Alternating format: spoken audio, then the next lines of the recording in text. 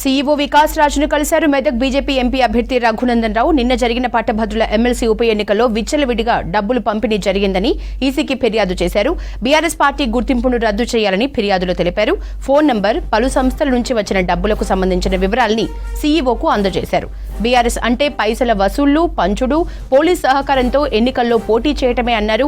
State ఎన్నికల commission నుంచి సరైన స్పందన రాకపోతే ఢిల్లీకి వెళ్లి ఫిర్యాదు చేస్తామన్నారు Raghunandan Rao. TRS alias BRS party యొక్క ఎన్నికల సంఘం వద్ద రిజిస్టర్ అయినటువంటి ఆ పార్టీ యొక్క గుర్తింపుని రద్దు చేయాలని ఎన్నికల సంఘానికి ఈరోజు దరఖాస్తు ఇవ్వడం జరిగింది.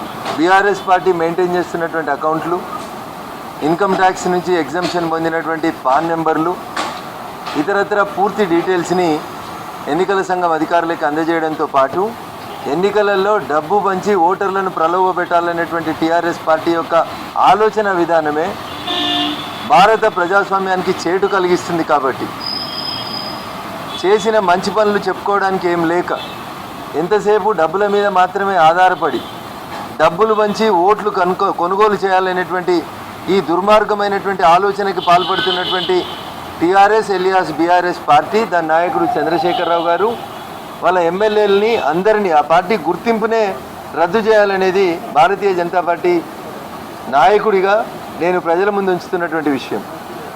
ఏ ఎన్నికైనా అయితే పోలీసులను అడ్డం పెట్టుకోవాలి, ప్రతిపక్షాల ఫోన్లు ట్యాప్ చేయాలి, పైసలు పంచాలి. ఈ మూడు తప్ప టీఆర్ఎస్ అనే మూడు పదాలకు అర్థం: ఒకటి పోలీసులు, రెండు పైసలు వసూలు చేసుడు, మూడు పైసలు వంచుడు. ఇంతకు మించి టీఆర్ఎస్ తెలంగాణ ప్రజల ఆత్మగౌరవాన్ని ఈ దేశంలో ఎక్కడ నిలబెట్టలేదు.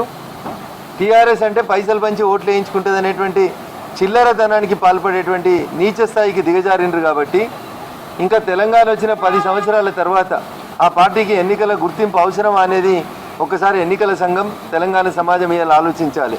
మా దగ్గర ఉన్నంత మేరకు ఎన్నికల సంఘానికి సబ్మిట్ చేయడం జరిగింది.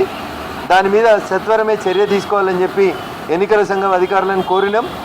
మిగతా వివరాలన్నింటి లోపల ఇక్కడ సరైనటువంటి రీతి లోపల వీళ్ళు స్పందించకపోతే చీఫ్ ఎలక్షన్ కమిషనర్ దగ్గరికి టీఆర్ఎస్ పార్టీకి సంబంధించిన అకౌంట్ల డీటెయిల్స్ని, పాన్ కార్డు నెంబర్ ఇచ్చి వాళ్ళు పొందినటువంటి ఎగ్జంప్షన్ డీటెయిల్స్ని అన్నింటిని తీసుకొని మా కార్యక్షేత్రాన్ని త్వరలోనే Delhi chief election commissioner of ఇండియాకి మా కార్యక్షేత్రాన్ని మారుస్తాం.